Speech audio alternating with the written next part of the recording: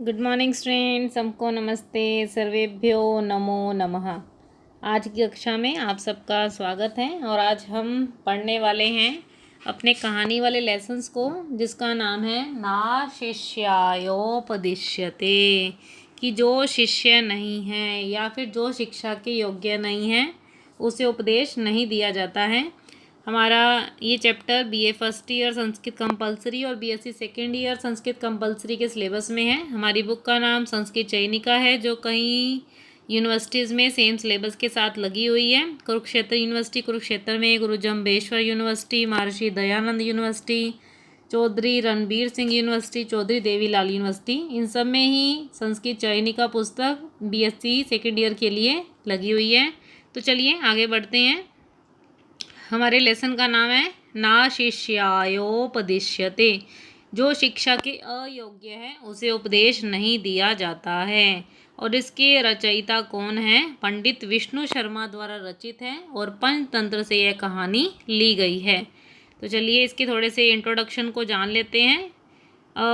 हम जानते हैं स्टूडेंट्स कि बचपन से ही कहानियों का क्रम चलता आ रहा है। दादा दादी, नाना नानी, अन्य परिवार के सदस्यों से हम कहानी सुनने का क्रम अनेक कल्पनाओं या ताना बना बुनकर उन पात्रों के माध्यम से जो कहानियाँ सुनाई जाती थी वे कभी भी निरर्थक नहीं होती थी, क्योंकि उनके पीछे, उन कहानियों के पीछे जो शिक्षाएं हैं, उनके नैतिक मूल्य हैं, धार्मिक मूल्य हैं, लौकिक व्यवहार की दृष्टि से देखा जाए तो आज भी उन कहानियों का उतना ही महत्व है। और अगर हम देखा जाए तो इन कथाओं की परंपरा में हमने जंतु कथाओं को महत्वपूर्ण स्थान दिया है, ताकि मानवीय संवेदना जो आज हमें समाज में नहीं दिख रही है वो कहीं ना कहीं दोबारा से जागृत हो जाए। तो इन पशु पक्षियों की कहानियों के माध्यम से हमें जो शिक्षा दी गई है वह आज भी हमारे लिए उतनी ही सार्थक है। तो चलिए हम जानते हैं पंचतंत्र के बारे में, जो नीति कथा साहित्य में एक महत्वपूर्ण स्थान रखता है। और इसके रचयिता पंडित विष्णु शर्मा हैं। और ऐसा कहा जाता है कि अमर शक्ति नाम का राजा था, जिसके पुत्र जो थे मूर्ख थे, शास्त्र ज्ञान से शून्य थे। तब विष्णु शर्मा ने उन्हें 6 महीने में पारंगत कार्य करने का, शास्त्र ज्ञान में पारंगत करने का दायित्व को स्वीकार किया। पंचतंत्र में 5 तंत्र हैं, जिसके नीति परक उपदेश पशु पक्षियों की कथाओं के माध्यम से यहाँ से स्पष्ट किए गए हैं, बताए गए हैं, जो लौकिक सत्य को भी उद्घाटित करते हैं। तो चलिए हम देखते हैं पंचतंत्र के कितने तंत्र बताए गए हैं। 5 तंत्र बताए गए हैं। कौन कौन से हैं? मित्र भेद, मित्र संप्राप्ति, काकोलोकियम, लब्ध प्रनाश और अपरीक्षित कारकम।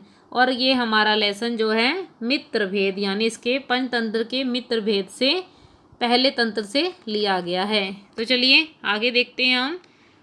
जब हम कहानी वाले हिस्से को एक्सप्लेन करते हैं तो सबसे पहले हमारा क्रम वही है जैसे आप श्लोक में करते थे, प्रसंग लिखना।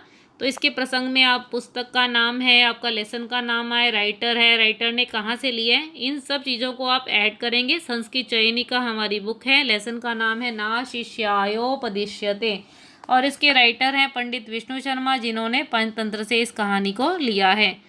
और जब इसमें श्लोक और कहानी वाले हिस्से में जो अवतरण लिखा जाता है, जो श्लोकों में अवतरण लिखते हैं उसमें सिचुएशन होती है, अगर 2 पात्र हैं तो उनके माध्यम से हमें क्या बताया जा रहा है। पर जो कहानी वाले में हम अवतरण लिखते हैं तो उस अवतरण में हम शिक्षा को बताते हैं कि इस कहानी से हमें क्या शिक्षा मिल रही है। कोई भी इस लेसन का वो कोई भी पैराग्राफ आ जाए, आपने उसके अवतरण में उसकी भूमिका रखनी है, अर्थात उसकी शिक्षा किन पात्रों के माध्यम से राइटर ने हमें बताया है उस चीज़ को आप ऐड करें। तो यहाँ पे हमें बताया कि बुद्धिमान व्यक्ति को कभी भी ऐसे व्यक्ति को उपदेश नहीं देना चाहिए जो उसका शिष्य नहीं है, क्योंकि एक शिक्षक का दायित्व, एक दायरा, एक उसकी लिमिट वहीं तक है जो उसका शिष्य है। अन्य शिष्यों को वह अगर उपदेश भी दे तो वह उसकी शिक्षा को ग्रहण नहीं कर पाता है। तो इस कहानी को पंडित विष्णु शर्मा ने किसके माध्यम से बताया है? वानरों और एक पक्षी की कथा के माध्यम से बताया है। और उसके बाद हम अर्थ लिखते हैं, और अर्थ के बाद हमारा क्रम जो होता है व्याकरण बताने का होता है, जिसमें आप बहुत लेक्चर से अपनी संस्कृत व्याकरण में शब्द रूपों को, धातु रूपों को, संधि कार्य को जान रहे हैं, वो जो हम बड़ी आसानी से इनमें एक्सप्लेन कर सकते हैं। तो चलिए पहला पैराग्राफ हमारा जो कुरुक्षेत्र यूनिवर्सिटी 2012 में और कई बार और भी आ चुका है, तो इसको हम पढ़ते हैं पहले। अस्ति कश्चित पर्वतैक देशे वानर यूथम। यूथ का अर्थ होता है झुंड। कि क्या रहता था, किसी पर्वत प्रदेश में एक बंदरों का झुंड रहता था। बहुत सारे बंदर रहते थे किसी एक पर्वत के एक भाग में। तच्च कदाचित हेमंत समये ती कठोर। कभी हेमंत समय, हेमंत ऋतु में अत्यधिक कठोर यानी अत्यधिक तेज वात संस्पर्श वायु के, हवा के स्पर्श से, वेपमान माने शरीर के, कलेवर माने शरीर क्या था, कांप रहा था। बहुत अधिक ठंड हो रही थी और ठंड होने के साथ साथ क्या हो रही थी, हवा भी ठंडी। जब ठंड है तो हवा भी ठंडी होगी, तो उससे शरीर क्या हो रहे थे, वेपमान माने कांप रहे थे। तुषार वर्षा उद्धत, और बारिश भी कैसी हो रही थी, बर्फ की वर्षा यानी ओले पड़ रहे थे। घन धारा, और उमड़ते हुए बादल थे। घन धारा माने उमड़ रहे थे अभी भी बादल, मतलब देखकर ऐसा लग रहा था कि अभी और अधिक वर्षा होगी गर्जना के साथ। निपात समाहातम, और उसके साथ जो ओले गिर रहे थे तेज धाराओं के गिरने से, तो वो क्या हो रहे थे, समाहतम माने चोट लग रही थी, घायल हो रहे थे। कदाचित शांति मगत, और किसी प्रकार भी शांति को प्राप्त नहीं कर पा रहे थे, अर्थात ठंड से वो बंदरों का जो समूह था ठिठुर रहा था। अथ केचिद वानरा, इसके पश्चात कुछ बंदरों ने क्या किया, वहीन कन सदृशानी गुजा फलान्यवचितानी, आग के कणों को के समान गूंजा फल को चुनकर, उन्होंने गूंजा फल को देखा जो दिखने में ऐसे लग रहे थे जैसे आग की चिंगारियां हों, आग की लपटों जैसे लग रहे थे। तो उनको नहीं पता, पर उन्हें गूंजा फल को चुनकर क्या किया, अग्नि जलाने की फूत कुर्वन्तु वहीन वांछया, अग्नि जलाने की इच्छा से फूंक मारने लगे और समन्तात चारों ओर उसके खड़े हो गए या चारों ओर बैठ गए। तो ये स्थिति आप देख सकते हैं। दोबारा से एक बार हम इस पैराग्राफ को पढ़ते हैं कि वानर यूथम का अर्थ है बंदरों का झुंड रहता था। ठीक है। हेमंत ऋतु, हेमंत ऋतु के समय में क्या हुआ, बहुत तेज वात संस्पर्श का अर्थ है ठंडी वायु चल रही थी। वेपमान कलेवरम, और जो शरीर है, कलेवरम का अर्थ है शरीर, और वेपमान माने कांप रहा था शरीर। तुषार वर्षोद्धत, और तुषार का अर्थ है यहाँ पे बर्फ की वर्षा हो रही है। ठीक है। प्रवर्ष घन धारा, और उमड़ रहे हैं बादलों के। ठीक। निपात समाहतम, उन तेज धाराओं के घिरने से क्या हो रहे थे, वो घायल हो रहे थे। कदाचित शांति मगत, और किसी प्रकार भी शांति को प्राप्त नहीं कर रहे थे। अथ केचिद वानरा, इसके बाद कुछ बंदरों ने क्या किया, वहीन कन सदृशानी, आग के कणों के समान गूंजा फलों को चुनकर, वहीन वांछया, आग की इच्छा रखते हुए, फूत फूत कुर्वन्तु यानी फूक मारते हुए, समन्तात माने चारों ओर, तस्तु खड़े हो गए, इकट्ठे हो गए, बैठ गए। तो यहाँ तक आपको कहानी समझ आई है कि किसी जगह पे एक बंदरों का झुंड रहता था, बहुत अधिक ठंड थी, बर्फ़ जैसी ठंड, हवा भी बर्फ़ जैसी, और ओले भी गिर रहे हैं, उमड़ घुमड़ बादल रहे हैं। तो बहुत ठंड पड़ने से उनको शांति कहीं नहीं मिल रही थी। कहने का तात्पर्य यह है कि, और उन्हें जब आग की चिंगारियां देखी, गुंजा फल देखे जो आग की चिंगारियों की तरह लग रहे थे, तो उन्हें लगा कि शायद कुछ गर्मैश, कुछ गर्मी, इस ठंड से ठिठुरने के कारण हमें कुछ गर्मी मिल जाए, तो इसलिए वे उसको ही, फलों को ही फूंक मारते हुए चारों ओर खड़े हो गए। अब इस घटना को कौन देख रहा था, तो देखते हैं हम।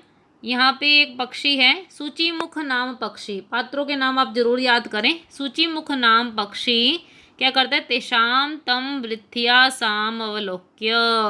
इस पक्षी ने क्या किया, कह रहे उनके निरर्थक, वृथ्या साम का अर्थ है बेकार के, समावलोक्य बेकार के परिश्रम को देखकर बोले, भो अरे सर्वे मूर्खा यूयम, तुम सब तो मूर्ख हो।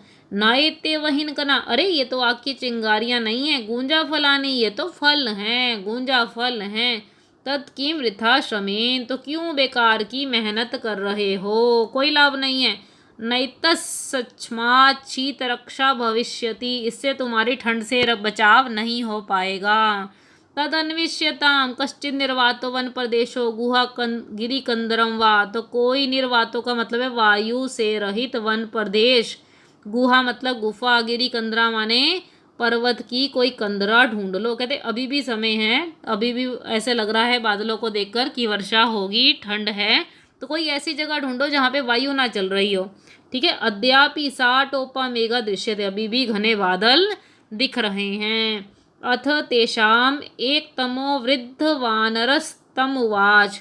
तब एक बूढ़ा जो बंदर था ये सब देख रहा था और क्या बोला, किसको बोला, सूचीमुख पक्षी को बोला, भो मूर्ख, अरे मूर्ख हो तुम।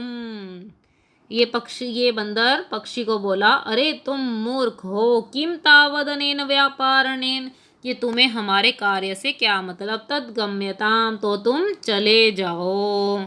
तो इस प्रकार हमने जाना कि एक पक्षी जो था उस वृक्ष पर बैठा हुआ है, ये सब देख रहा है कि बंदरों का जो झुंड है ठंड से कांप रहा है और गूंजा फलों को जो आग की चिंगारियों की तरह दिख रहे हैं, उसको अपने ठंड से बचाव के लिए उसको फूंक मारते हुए बैठ गया है।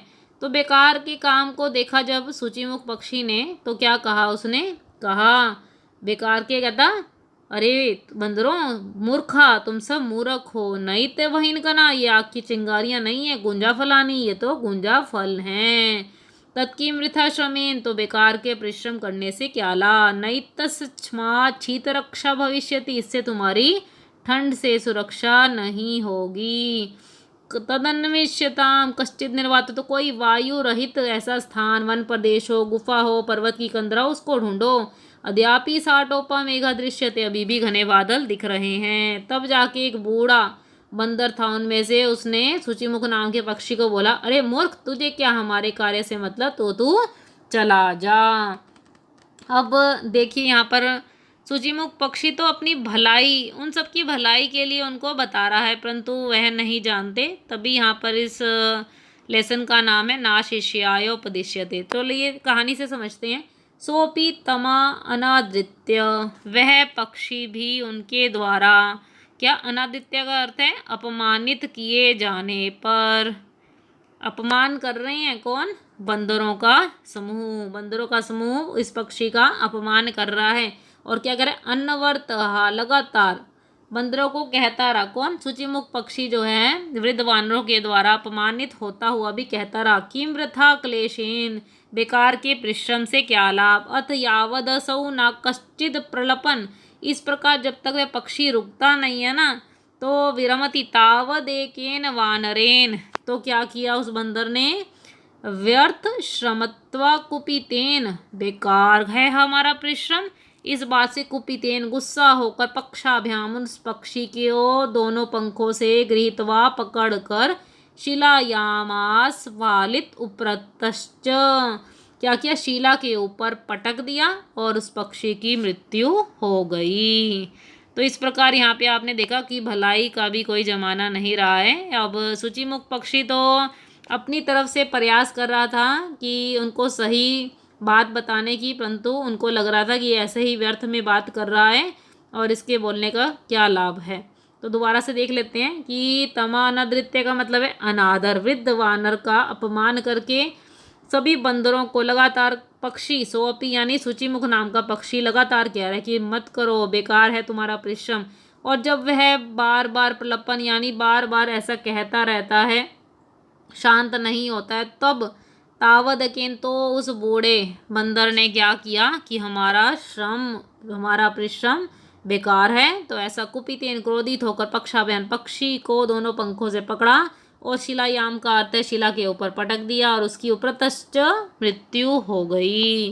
तो अब हमें ये कहानी क्या बता रही है, कह रहे हैं अतो हम ब्रवीमी, इसलिए मैं बोलता हूँ, क्या बोलता हूँ, ना नम्यम नमते दारु नाश्मनि स्याशुर क्रिया सूचीमुखम विजान ही ना शिष्यायोपदिश्यते। तो यहाँ पे बता रहे हैं, कह रहे हैं ना नम्यम, नमते दारु, दारु का अर्थ है लकड़ी, लक्कड़ को झुकाया नहीं जा सकता, सूखी लकड़ी है ना, उसको झुकाया नहीं जा सकता। नाशमनी, और जो पत्थर पर काटने की क्रिया है, शुर क्रिया माने काटने का काम, पत्थर को चाकू से नहीं काटा जा सकता। शुचिमुखम विजानी, ऐसे ही शुचिमुख के प्रसंग को जानो। कैसे प्रसंग को? ना शिष्यायोपदिश्यते, कि जो शिक्षा के अपात्र हैं उसे उपदेश नहीं दिया जाता है। तो यहाँ पे हमें बता दिया कि जैसे सूखी लकड़ी है उसे झुका नहीं सकते, पत्थर को चाकू से काटा नहीं जा सकता, ऐसा ही शुचिमुख की कथा से जानो कि देखा जाए तो शुचिमुख पक्षी उन सबका भला चाह रहा था, परंतु जो शिक्षा के अयोग्य हैं, जो हमारा शिष्य ही नहीं है, जहाँ तक हमारा दायरा ही नहीं है, उनको शिक्षा देना क्या है? व्यर्थ है। तो ऐसे अपात्र को उपदेश नहीं दिया जा सकता। तो ये कहानी आपने बड़ा हमें गहरा संदेश दे रही है कि शिक्षा के जो अयोग्य हैं उनको उपदेश देना सही नहीं है, बल्कि जैसे हम शुचिमुख को देख सकते हैं यहाँ पर इस प्रसंग के माध्यम से। तो चलिए फ्रेंड्स, अगर आपको इस लेक्चर को सुनने के बाद कोई डाउट हो, कोई आपकी क्वेरी हो, तो आप कमेंट बॉक्स में पूछ सकते हैं। आप अपनी सजेशन भी कमेंट बॉक्स में दे सकते हैं। और इसके अलावा आपको लेक्चर कैसा लगा यह भी आप कमेंट बॉक्स में ज़रूर बताइए। इसके नोट्स आपको डिस्क्रिप्शन बॉक्स में प्रोवाइड किए गए हैं, आप डाउनलोड करके उसे पढ़ सकते हैं। और अगर ये लेक्चर आपको अच्छा लगा है तो अपने फ्रेंड्स के साथ शेयर करें, आप खुद भी लाइक करें, ताकि और दूसरों तक शेयर करने से ये होगा कि उनको भी बेनिफिट मिल पाएगा, क्योंकि संस्कृत बहुत इजी लैंग्वेज है जिसके रूल्स को, उसकी व्याकरण को हम बड़ी आसानी से सीख सकते हैं। और ये शेयर करने से उन स्टूडेंट्स तक ये फ़ायदा पहुँचेगा कि जिनको संस्कृत सीखनी भी है और संस्कृत मुश्किल लगती है। तो एंड में हम ये कहेंगे कि आप इसे लाइक से शेयर करने के बाद इसे सब्सक्राइब भी करें, ताकि आप इसकी अपडेट्स के साथ जुड़े रहें, आपको अपडेट्स मिलती रहें। तो चलिए मिलते हैं फिर नए टॉपिक और नई अपडेट्स के साथ। तब तक के लिए आप सबको नमस्ते, नमो नमः।